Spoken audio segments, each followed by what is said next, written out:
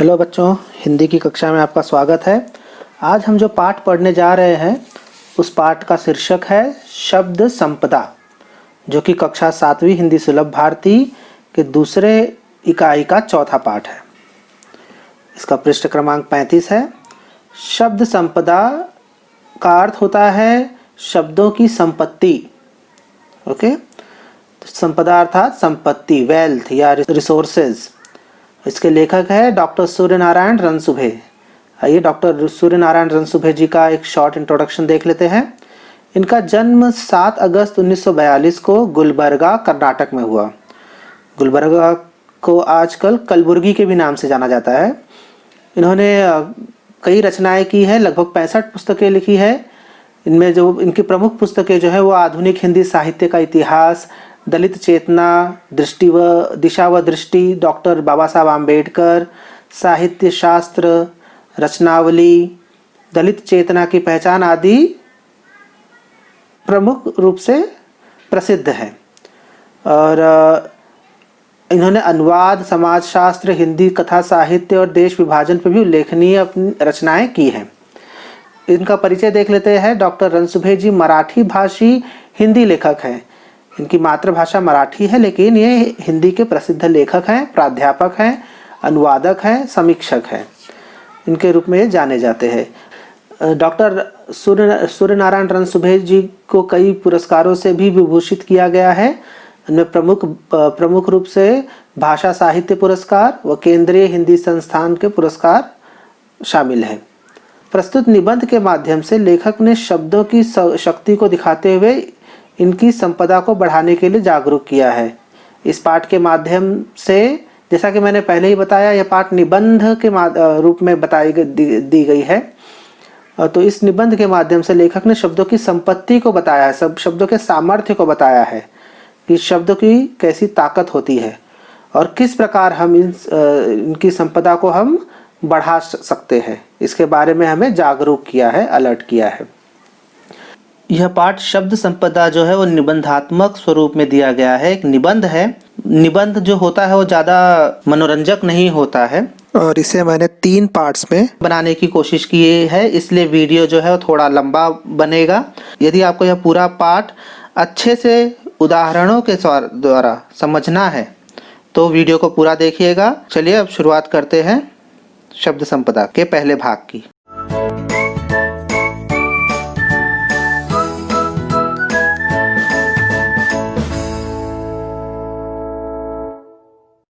इस पाठ का शीर्षक जैसे बताया गया शब्द संपदा है। शब्द संपदा को मैंने बताया जिस प्रकार शब्दों की संपत्ति। तो जैसे जिसके पास धन अधिक होता है, जिसके पास धन की संपत्ति होती है उसे धनवान कहते हैं। जिसके पास प्रॉपर्टी की संपत्ति होती है उसे जमींदार कहते हैं। उसी प्रकार जिसके पास शब्दों की संपत्ति होती है उसे विद्वान कहते हैं। तो शब्द की संपत्ति जो है वो बहुत ही ज़रूरी है, बहुत ही इम्पोर्टेंट है और इसी इम्पोर्टेंस के बारे में लेखक ने इस पाठ में हमें बताया है। आदिम अवस्था से आधुनिक मनुष्य तक की विकास यात्रा का रहस्य किसमें है? क्या इसका तुम्हें पता है? अधिकांश लोग इसका उत्तर देते हैं कि अन्य प्राणियों की तुलना में मनुष्य का विकसित मस्तिष्क इस पूरी प्रगति व संस्कृति के मूल में है। अगर हम देखें पुराने ज़माने से आदिम अवस्था अर्थात प्रीहिस्टोरिक मैन, मतलब जब इंसान गुफाओं में रहता था, उस समय से लेकर के आज के आधुनिक मनुष्य तक, मॉडर्न मनुष्य तक की जो विकास यात्रा किया है मनुष्य ने, पुराने ज़माने से लेकर के आज तक की जो विकास यात्रा जिस प्रकार से उन्नति की है, उसका रहस्य क्या है? आखिर उसके पीछे कौन सा सबसे बड़ा कारण था जिसकी वजह से मनुष्य इतना विकास कर पाया? तो अधिकांश लोग, मैक्सिमम लोग जो है उसका उत्तर देंगे क्योंकि मनुष्य के पास उसका विकसित मस्तिष्क है। मस्तिष्क अर्थात ब्रेन, उसके विकसित मस्तिष्क के कारण वह इतना विकास कर पाया और वही दूसरे जानवरों में उतना मस्तिष्क नहीं था विकसित रूप से। इसकी वजह से दूसरे जानवर उतना विकास नहीं कर पाए। साधारण रूप से हमें यही जवाब मिलता है। लेकिन यह उत्तर अपूर्ण है। लेकिन ये जो उत्तर है वह अपूर्ण है, इनकम्प्लीट है। पूर्ण उत्तर यह है कि मनुष्य की प्रगति हुई वह इसलिए कि इस मस्तिष्क ने भाषा की खोज की, और भाषा ही सभी प्रगति की जड़ में है। दुनिया की सभी ज्ञान शाखाओं का विकास हुआ भाषा के कारण। तो जो अधिकांश लोग कहते हैं कि मनुष्य का विकास उसके मस्तिष्क के कारण, उसके दिमाग के कारण हुआ है, वही दूसरे जानवरों में दिमाग नहीं था इसलिए वे विकास नहीं कर पाए, क्योंकि यह उत्तर अपूर्ण है, इनकम्प्लीट है। इसका करेक्ट आंसर है कि जो मस्तिष्क था इंसान का, उसने भाषा की खोज की और उस भाषा के कारण मनुष्य का पूरा विकास हो पाया है। तो भाषा जो है वही मनुष्य की प्रगति की जड़ में है। जड़ मतलब बेस में है। दुनिया की सभी ज्ञान शाखाओं का विकास हुआ भाषा के कारण, और भाषा के कारण ही दुनिया के सभी ज्ञान शाखाओं का भी विकास हुआ। इसका एक उदाहरण के रूप में हम देख सकते हैं। आइए पहले भाषा के महत्व के बारे में जान लेते हैं। अगर हमें अपने सुख दुख को व्यक्त करना है, अगर हमें अपनी तकलीफ को या अपने सुख को, अपनी खुशी को दूसरों के साथ बांटना है, तो उसके लिए भाषा ही एक माध्यम है जिसके द्वारा हम दूसरों तक अपनी बात पहुंचा सकते हैं।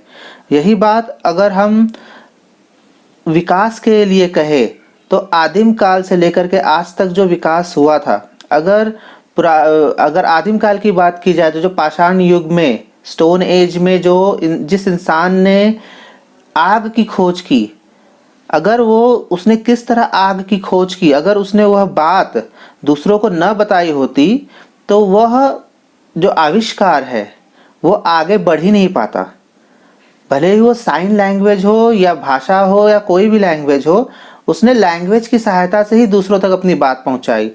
यही बात आज के युग में भी या समय समय से जो भी आविष्कार होते रहे हैं, उन सभी आविष्कारों के लिए, उन सभी खोजों के लिए यह बात लागू होती है कि जो भी बात इंसान सीखा, जो भी बात इंसान सीखते गया, उन बातों को भाषा के माध्यम से ही वह दूसरों तक पहुंचाता रहा, और जिससे कि विकास यात्रा जो है हमारी चलती रही। इसलिए भाषा का विकास में बहुत ही बड़ा योगदान है। अगर भाषा न होती तो मनुष्य इतना विकास नहीं कर पाता। भाषा का अर्थ है सार्थक शब्दों का व्यवस्थित क्रमबद्ध संयोजन। अब भाषा का क्या अर्थ बताया गया है? भाषा का जो अर्थ है वो है सार्थक शब्दों का, सार्थक अर्थात मीनिंगफुल, अर्थपूर्ण शब्दों का व्यवस्थित, व्यवस्थित अर्थात सिस्टमैटिक, क्रमबद्ध, क्रमबद्ध अर्थात सिलसिलेवार, सिक्वेंशियल, और संयोजन, संयोजन अर्थात उनका जोड़, उनका कॉम्बिनेशन, उसे संयोजन कहते हैं। तो सार्थक भाषा का हमें यह मीनिंग मिली कि जो मीनिंगफुल शब्द होंगे उनको सिस्टमैटिक रूप से, उनके प्रॉपर सीरियल में, सीक्वेंस में, उनका कॉम्बिनेशन के साथ उन्हें लिखना ही भाषा कहलाता है। मतलब कोई भी शब्द किसी भी तरीके से लिख दिया जाए तो वह अगर मीनिंगफुल नहीं है तो वो भाषा नहीं है। भाषा का अर्थ है एक मीनिंगफुल, जिससे कि हमें कुछ अर्थ समझ में आए, वैसे शब्दों का संयोजन। शब्दों का संसार बड़ा विचित्र है। विचित्र अर्थात स्ट्रेंज। शब्दों की ताकत की ओर हमारा ध्यान कभी नहीं जाता। शब्द ही मनुष्य को ज्ञान से जोड़ते हैं, शब्द ही मनुष्य को मनुष्य से जोड़ते हैं, और शब्द ही मनुष्य को मनुष्य से तोड़ते हैं। देखिए यहाँ पे शब्दों के ताकत के बारे में बताया गया है कि शब्द जो है वो कितने ताकतवर है, और उन शब्दों की ताकत की ओर हमारा कभी ध्यान ही नहीं गया। हम ताकत से जब ताकत की बात करते हैं तो हम फिजिकल स्ट्रेंथ की बात करते हैं, शारीरिक बल, शारीरिक ताकत की बात करते हैं, या तो हम मानसिक बल की बात करते हैं, मेंटल स्ट्रेंथ, ओके, या तो हम पैसों की ताकत की बात करते हैं। आजकल पैसों की ताकत पे भी लोगों का बहुत ज़्यादा जोर होने लग गया है, लेकिन हम शब्दों की ताकत की ओर कभी ध्यान नहीं देते, जबकि शब्द जो है वो बहुत अधिक ताकतवर होते हैं। क्यों? क्योंकि शब्द जो है वही मनुष्य को मनुष्य से तोड़ सकते हैं और मनुष्य को मनुष्य से जोड़ सकते हैं। तो पहले ये दो एग्जाम्पल देखते हैं कि जिस तरह अगर हम किसी से बात करते हैं और बात करते समय अगर हम सही शब्दों का प्रयोग नहीं करते हैं तो हम उस जिससे हम बात कर रहे हैं उस इंसान से हम दुश्मनी भी मोल ले सकते हैं। हो सकता है हमारी बातें उसे पसंद ना आए, और वह अगर हमें उससे कुछ काम है तो वह हमारा काम बिल्कुल नहीं करेगा, या तो वह हमारा दुश्मन बन जाएगा। और इसी के ठीक उल्टे ठीक विपरीत, अगर हम सही शब्दों का चयन करते हैं बात करते समय, सही शब्दों से उनसे बात करते हैं, तो हो सकता है कि वह हमारा काम आसानी से कर दे या वो हमारा बहुत ही सच्चा दोस्त बन जाए। तो इस प्रकार शब्द मनुष्य को मनुष्य से तोड़ भी सकते हैं और मनुष्य को मनुष्य से जोड़ भी सकते हैं।